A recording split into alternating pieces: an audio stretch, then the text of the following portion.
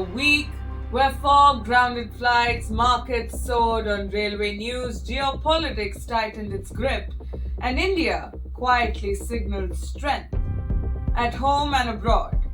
Let's begin where winter made itself impossible to ignore.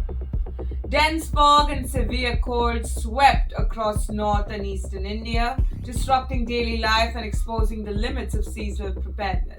Indigo alone cancelled over 60 flights as visibility dropped sharply at major airports including Delhi, Bengaluru, and Hyderabad. The IMD issued alerts for dense to very dense fog across Bihar, Odisha, and West Bengal, with cold day warnings for Punjab and Uttar Pradesh. Roads slowed, trains ran late, and once again, weather dictated mobility. Travel, however, wasn't just disrupted, it also became more expensive. From December 26th, Indian Railways implemented a fare hike aimed at generating nearly 600 crore rupees in additional revenue. The timing just ahead of Christmas and New Year travel was strategic. Special trains were announced to manage demand, while markets responded instantly. Railway-linked stocks surged with IRCTC, IRFC, and RVNL jumping up to 12%. On the sports front, India faced a setback in youth cricket. The U19 Asia Cup finals ended with Pakistan lifting the trophy after India was bowled out for 156. The loss drew attention not just because of the rivalry, but because youth tournaments are increasingly seen as mirrors of future national teams. For India, it was a reminder that dominance cannot be assumed. It must be rebuilt every cycle. Amid the noise, the world paused together on the first UN-declared World Meditation Day. More than 12 million people across over 150 countries participated in a massive virtual meditation led by Sri Ravi Shankar.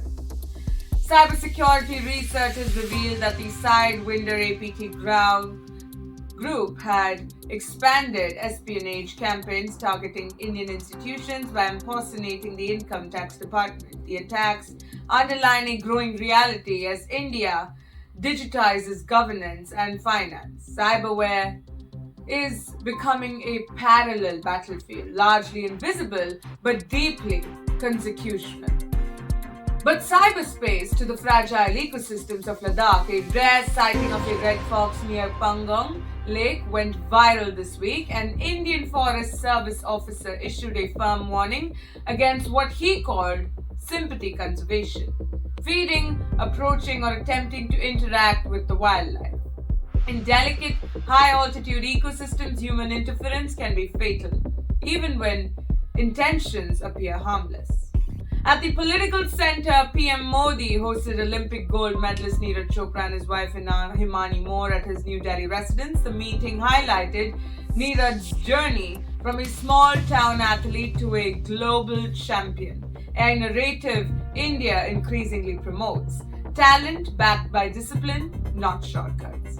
Meanwhile, tensions flared outside the Bangladesh High Commission in Delhi, where protests by the Vishwa Hindu Parishad and allied organizations turned violent.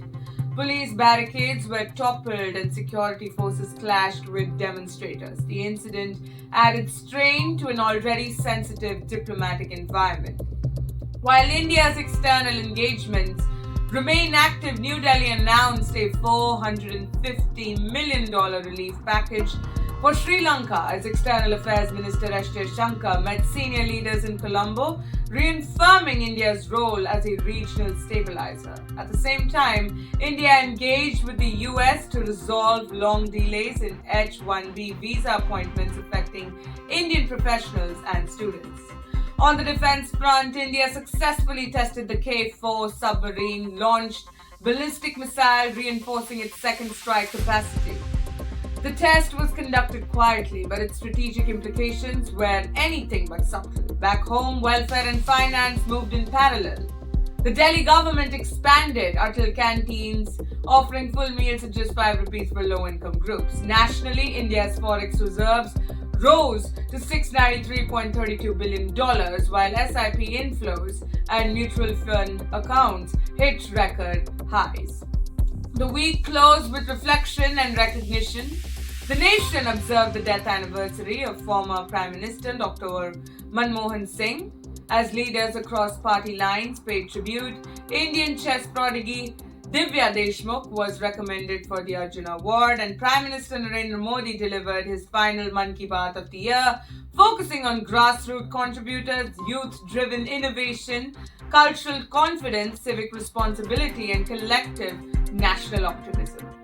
That was Bharat This Week, not just what happened, but what tells us about where India stands and where it's headed. See you next time. Jai.